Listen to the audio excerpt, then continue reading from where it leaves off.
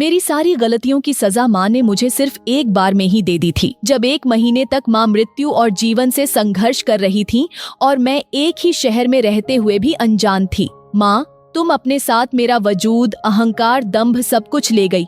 तुम अनाथ थी ही नहीं माँ, तुम हमें अनाथ कर गई। फोन की घंटी अचानक बज उठी। हर्ष की नींद न टूट जाए इसलिए मैंने जल्दी से फोन उठाया। मेरे हेलो कहते ही पापा का घबराया हुआ स्वर उभरा। निशा बेटे, जितनी जल्दी हो सके आ जाओ, तुम्हारी माँ की तबीयत बहुत खराब है। उनकी आवाज सुनते ही मैं समझ गई कि जरूर कोई चिंता वाली बात है, वरना पापा ऑफिस जाने के समय घर पर ऐसा लग रहा था जैसे बहुत रोए भी हैं। मैंने जल्दी से हाँ कहकर फोन रखा। हर्ष के कुछ जरूरी सामान बैग में रखकर मैं टैक्सी से घर की ओर चल पड़ी। अभी 1 महीने पहले ही तो मायके से लौटी थी, तब तो माँ ठीक थी, फिर अचानक ऐसा क्या हो गया। घर पहुँचते ही मैं सीधे अंदर की ओर दौड़ी। माँ अपने बेडरूम में ही थीं। पापा और सुशांत वहीं खड़े थे। सुशांत हॉस्टल से घर आया हुआ है, इसका मतलब बात ज्यादा ही सीरियस है। मैंने माँ की ओर देखा। माँ एक तक मुझे ही देख रही थीं। अब कुछ बोलोगी भी? ये 1 महीने में क्या हालत बना ली है अपनी? मैं हमेशा की तरह माँ से झुंझलाकर ही बोल रही थी। माँ ने मेरा हाथ पकड़ा हुआ था, तभी पापा डॉक्टर के साथ अंदर आ गए। चेकअप के बाद डॉक्टर ने माँ को मृत घोषित कर दिया। मैं अचंभित थी कि ऐसा क्या हो गया कि माँ हम सबको छोड़कर चली गईं। मैंने भागते हुए डॉक्टर को रोका। क्या हुआ था मेरी माँ को? आपको नहीं मालूम कि उन्हें कैंसर था, जो इतनी देर से पता लगा कि कुछ करने को बचा ही नहीं। डॉक्टर तो चले गए पर मुझ पर एक प्रश्न चिन्ह लगा गए। पापा चुपचाप एक तरफ खड़े थे।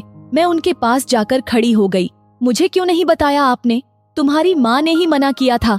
कहने लगी, हर्ष बहुत छोटा है, उसे कोई इन्फेक्शन हो गया तो वो जीते जी मर जाएगी और तुम्हें भी वो परेशान नहीं करना चाहती थी। पापा उदास थे इसलिए मैं चुप हो गई। लेकिन माँ की यही सब महानता मुझे अच्छी नहीं लगती। इतना भी नहीं सोचा कि मैं कितना तड़पूंगी उनके बिना। ऐसा नहीं था कि मैं माँ से प्यार नहीं करती थी। मैं शुरू से ही मुंहफट और जिद्दी थी।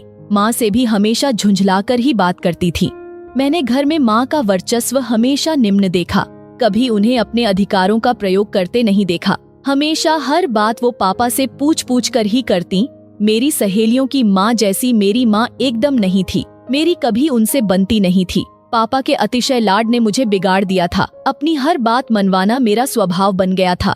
मेरी शादी के समय भी माँ के चेहरे पर सब कुछ था। अगर कुछ नहीं था तो वो अधिकार भाव था। हर काम पापा से पूछ पूछ कर ही कर रही थी। यहाँ तक कि शादी की शॉपिंग भी मैंने और पापा ने ही की थी। फिर जब हर्ष होने वाला था तब राजीव मुझे मायके छोड़ गए थे।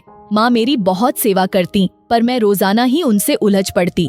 एक दिन माँ फोन पर बातें कर रही थी। प्रसव संबंधी हर छोटी से छोटी बात 2-3 बार पूछ रही थीं। बस इतनी सी बात पर मेरा मूड उखड़ गया और मैंने माँ को खूब बातें सुना दी।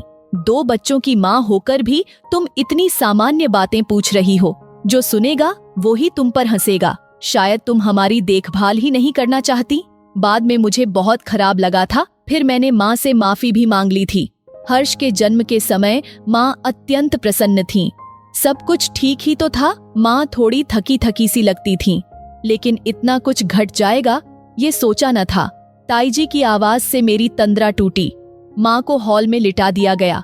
ताईजी मुझसे माँ की साड़ी मांग रही थी। मैं दुखी मन से माँ की अलमारी में से साड़ी निकालने लगी। एक सुर्ख लाल रंग की साड़ी हाथ में आई। कई बार माँ को ये साड़ी करवा चौथ पर पहनते देखा था।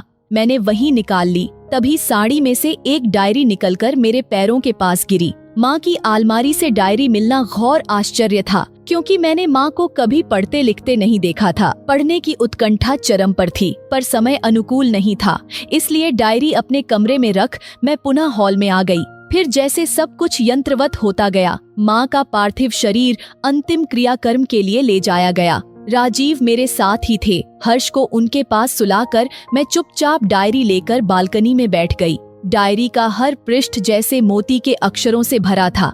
ऐसे लगता था जैसे ये डायरी ही माँ की सहेली हो। पहले पन्ने पर मम्मी पापा की शादी की तारीख पड़ी थी। माँ ने वहीं से लिखना शुरू किया था। आज मेरी शादी है, पता नहीं कैसे लोग होंगे। मैंने तो आज तक परिवार नहीं देखा। क्या मैं विवाह के बाद की जिम्मेदारियों को निभा पाऊंगी? जब से होश संभाला है, खुद को अनाथाश्रम में ही पाया। वार्डन दीदी के आदेशों का पालन किया। अधिकार प्रयोग करने से डर लगता है। फिर कुछ पन्ने खाली थे। उसके बाद माँ ने फिर लिखा, दीपक बहुत अच्छे इंसान हैं, इतने अच्छे कि सुहागरात के दिन ही निशा और सुशांत का दायित्व मुझे सौंपते हुए कहा, मैं चाहता तो किसी भी लड़की से विवाह कर सकता था, पर माँ विहीन तुम इनकी तकलीफों को बेहतर समझोगी, इसलिए तुमसे शादी की। सुमन, मैं अब पिता नहीं बनना चाहता। मैंने भी मूक सहमति दे दी थी। मुझे तो कुछ समझ नहीं आ रहा था, लेकिन अगर आगे नहीं पढ़ूंगी तो माँ का इतना बड़ा राज हमसे छिपा था। निशा और सुशांत बड़े हो गए हैं। सुशांत हॉस्टल चला गया है। निशा की शादी में बड़ा अरमान था कि शॉपिंग करूं, पर दीपक ने कहा, तुम्हें अनुभव नहीं है, रहने दो। मन हुआ कि कहूँ, मुझे तो बच्चे पालने का भी अनुभव नहीं था, फिर भी आपने मुझसे शादी तो की ना।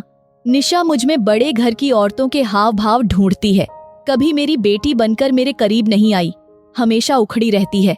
अब मैं उसे कैसे समझाऊं कि उसके प्रसव की पीड़ा, तकलीफ कुछ भी तो मैं नहीं बांट सकती और न ही कोई झूठा दिलासा दे सकती हूँ। जब मैंने वो दर्द सहा ही नहीं तो बांटूंगी कैसे। निशा माँ बन गई है। कितना कोमल स्पर्श है मुन्ने का। निशा कितनी खुश थी। क्या माँ बनने के बाद ऐसी ही प्रसन्नता होती है? फिर कुछ पन्ने खाली थे। शायद माँ को समय नहीं मिला था। माँ ने आखिरी पन्ने पर लिखा था, आजकल बहुत जल्दी थक जाती हूँ, काम नहीं कर पाती। सोचती हूँ दीपक के साथ डॉक्टर के पास जाऊँ, पर अभी घर में सब कितने खुश हैं निशा और मुन्ने के साथ। मेरी तबीयत का सुनकर सब परेशान हो जाएंगे, बाद में बताऊंगी। उसके बाद की पूरी डायरी खाली थी।